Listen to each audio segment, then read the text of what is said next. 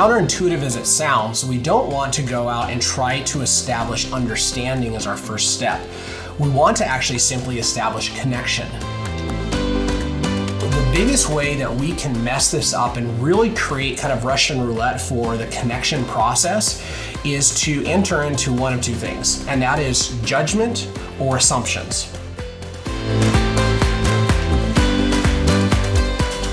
Real estate professionals, welcome back to the RMG Agent Podcast. I'm your host, Reed Moore, and as always, we are here to impact, empower, and encourage you in your real estate career.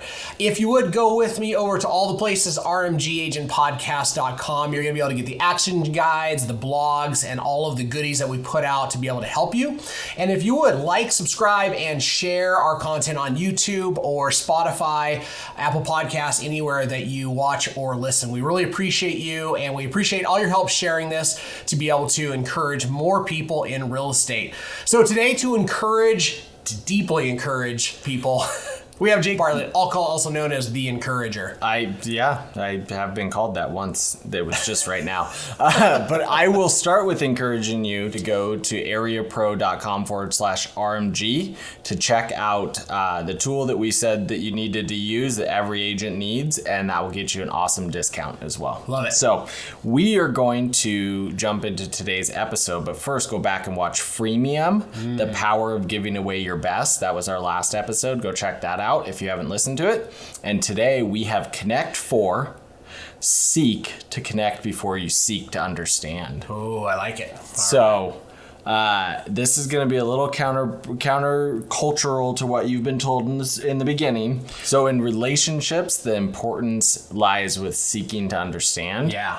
Why is that not the case here? Oh, good question. Okay, so when we're already in relationship with somebody, some of the best advice that we have when it comes to having good, healthy relationships is there's a pattern, and that is seek first to understand and then be understood. And it's just really practical, because if you and I show up into a conversation and the very first thing that both of us want is to be understood, we just end up talking at each other. Mm-hmm. Like, Jake, I need you to hear me. And you're like, no, I need you to hear me. Mm-hmm. And there's just a real practical element that a healthy relationship is that I need to stop and I need to first delay my desire to be understood. Because if I can genuinely seek first to understand, then we're going to be able to enter into a constructive dialogue that ultimately helps a relationship grow. The issue is that when we are doing lead generation to people who don't already know us, like us, and trust us, right? We're knocking doors, we're having phone calls, we're responding to inbound leads, or we're doing outbound calling. The issue is that principle doesn't directly apply because we're not already in a relationship. Right. Yeah. I think it comes back to the old adage of first impressions last forever, right? Yeah. So if you've come into that seeking to understand, or seeking for them to understand you, opposed to trying to make a connection into a relationship that hasn't started, that's a great place to start. Yeah, so instead of the very first thing us doing when it comes to building a relationship, right? We're not in a relationship, we want to build one, is as counterintuitive as it sounds, we don't want to go out and try to establish understanding as our first step. We want to actually simply establish connection, because we have to go from being out of relationship to being in relationship before we start really, really understanding.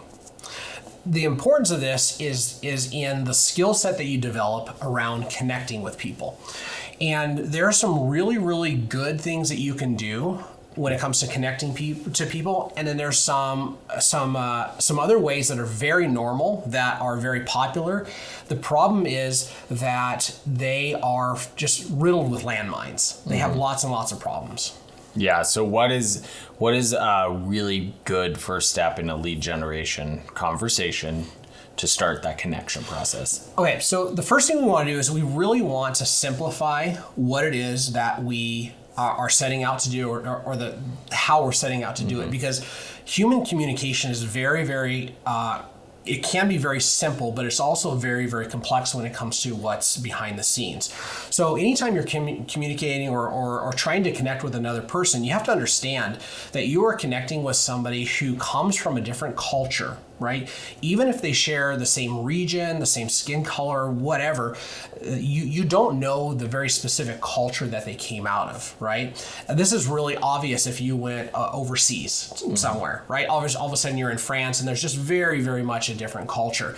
But every single person that you see that you don't know, they come from a different culture. They also speak a different language than you do. You speak English, I speak English, but you can't assume when you're trying to make a connection with somebody that you share the same words and the same dictionary, right? So we have to be careful around that. The other thing is that we don't know, how this person goes about connecting with people, right? What's their tonality? What's their rate of speech until we start into this connection process? So all of these things create lots of challenges. And then the other one is we don't know the history of this individual. And so the biggest way that we can mess this up and really create kind of Russian roulette for the connection process is to enter into one of two things, and that is judgment or assumptions, right? Which assumptions are a form of judgment. And it's really interesting because when we talk about, like being in curiosity, not in judgment, a lot of times we think about being judgmental. But in the connection process, judgment also applies to us casting positive judgment as well as negative judgment. It's any time that we infuse our point of view or our perspective into the conversation when we're simply trying to connect. And what's dangerous about assumptions and what's dangerous about judgment in the connection process is that we are trying to do just two simple things, right? We are trying to make this person know that they're safe with us, and we are trying to make sure that they feel listened to or they feel heard. Because if they feel safe and they feel deeply heard, then we have the foundational pieces for trust, right? Trust that I'm worth now moving from I'm trustworthy to connect to for the sake of going now into the beginning of a professional relationship. One of the things I hear you saying is we need to ask questions, lots of questions, right? Yes. Everything comes back to questions, but you need to reserve asking questions that you think you know the answer to in a way that leads them down that path. So here's an example. So we're on the phone. It's the first time I'm talking to you. Ask you how many bedrooms you want in a house, and you say 4 bedrooms. Yes. And I say, how many kids do you have? Right. Just entered into judgment, just made an assumption. And even if you nailed it, right? Like the 1 out of 10 chance that you actually nailed it on the head, what has to happen in a person's mind to process this is they have to go now and they need to convert it from your language into theirs. They need to say, well, yeah, that's exactly right. But the problem is they might be like, how do you know that? Right. So all of a sudden I'm connecting, and now I'm disconnecting.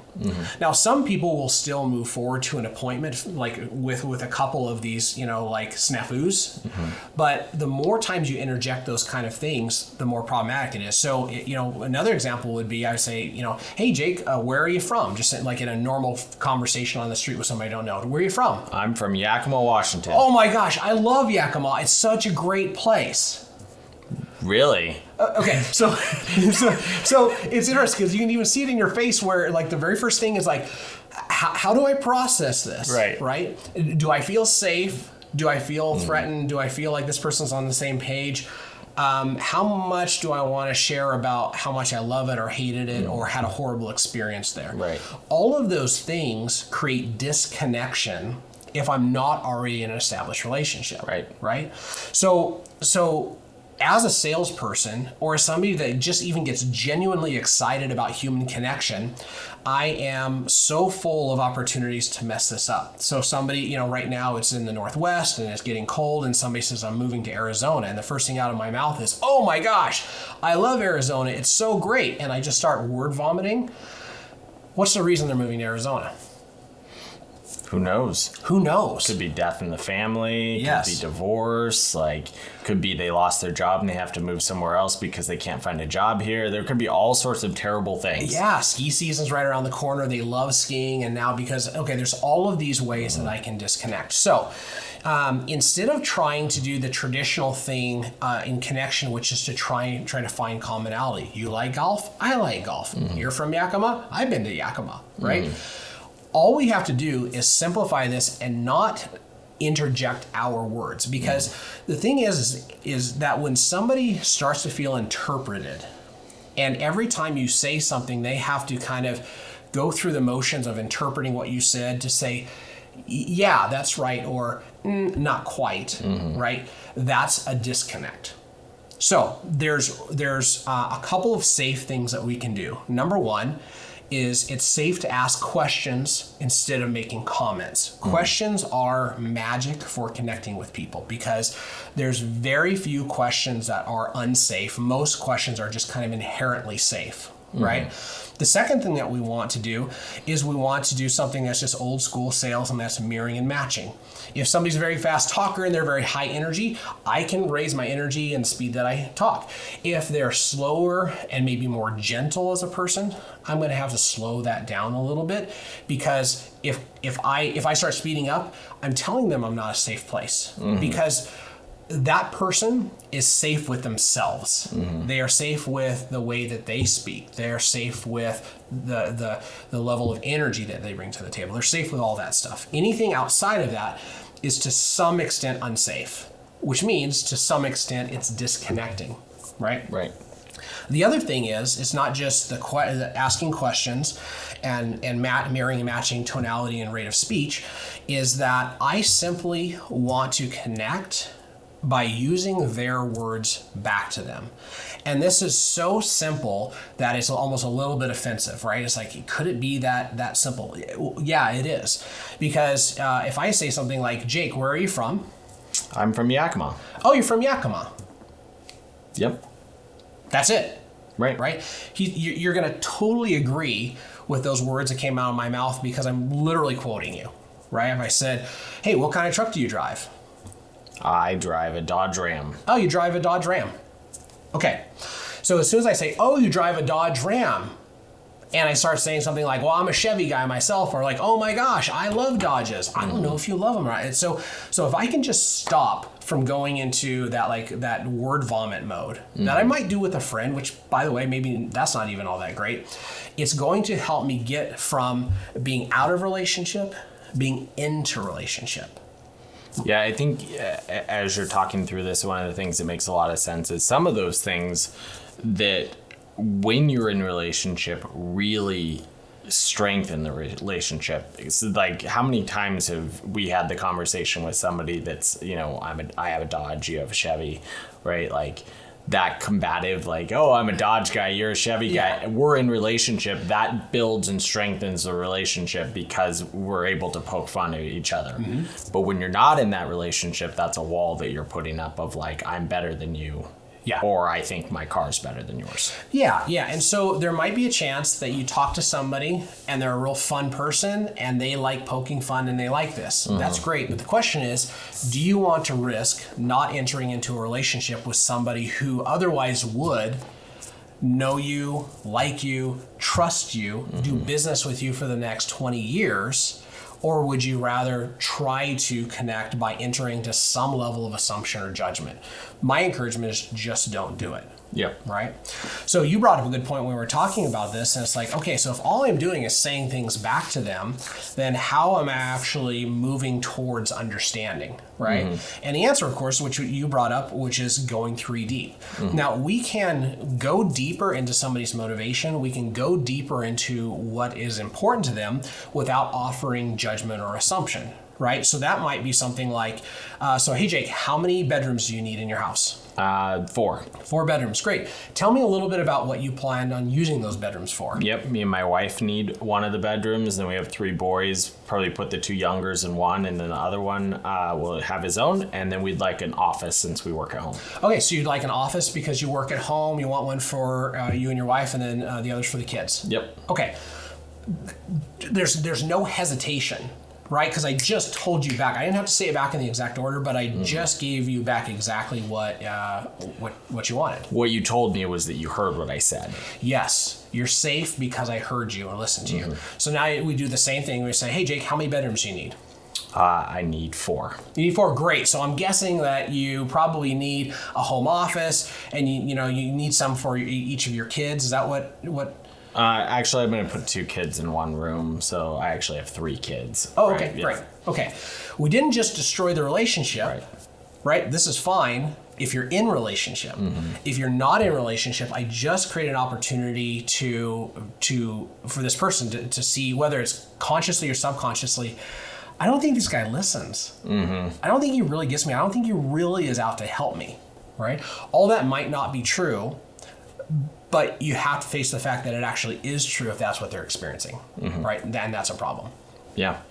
Okay, so one of the things that we've been really hitting on a lot in the last few podcasts, and really the last probably half of the year, is the concept of professionalism. Yes. And this is really the way a professional connects with somebody. Yes. You think about going to it. I just went to a new doctor for the first time. You know what he didn't ask me? He didn't ask me all about my past history of like where I grew up, all of that stuff. He asked me important questions, and he asked clarifying questions around those things. Yes. Until such time as we will, in relationship, and they'll try to find out more about me. Yeah, it's great, and you can actually use this fairly deep into the relationship. And so, what this might look like as a pattern is I ask a question, they answer my question. I respond by using keyword backtracking, which is using the words that they said exactly, or like without adding any judgment or assumptions. And then I'm going to ask another question. And if I go around this several times to where they feel safe and they feel heard, now it's going to make sense for me to go to an appointment. Right.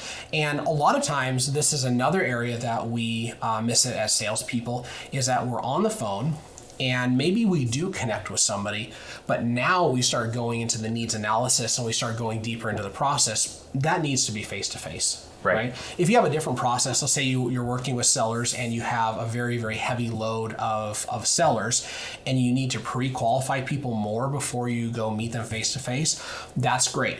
It still makes sense to go around this wheel until you've built some rapport, until it's very clear that this person trusts you to a level to where now you can ask a question of them and then make sure you got it right. So as soon as you start going into seek first to understand, once we go from seek first to connect into seek first to understand, now you start putting things at risk a little bit, because you do need to interpret what the other person said, right? So at some point in the relationship, right, after it's established, then it is appropriate to start making sure that you understand what they said. You don't just say it back to them, because now you run the risk inside the relationship of actually not hearing them, because you heard the words that they're saying, but you didn't necessarily know if you aligned with the same dictionary. So now I have to take this next step into understanding. And so when we start stepping into understanding, you still have to avoid judgment and assumption. And the way that you might do this is by asking questions that help you with this. Like, so one might be, so Jake, what I hear you saying is blank. Does that sound right? So graciously, you're going to correct me, or you're going to say, yes, that's exactly what I was saying. Or you might say, so let me see if I understood you correctly. So as soon as I start doing this, I am making judgments on what I heard you say, but I'm offering this up as I might not be right. Yeah, and I think that's a great segue of talking about this being in person, right? Yes. Because what do you get information-wise, or can you project information-wise in person that you can't over the phone? Body language, facial expression. Yes. You can see theirs, you can interpret theirs, and you can start to read that, hey, actually you're way off the mark, and then you can go back to connecting again.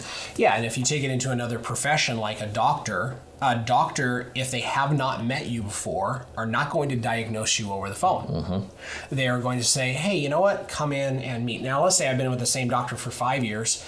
Every year, it's April 20th, and I have allergies. And I call the doctor and say, hey, I need allergy medication. They might not just write me a script for that, but they might actually diagnose me over the phone and they write me a script because we have this history of relationship and there's a pattern involved. And they're gonna ask me really great diagnostic questions to make sure nothing's changed.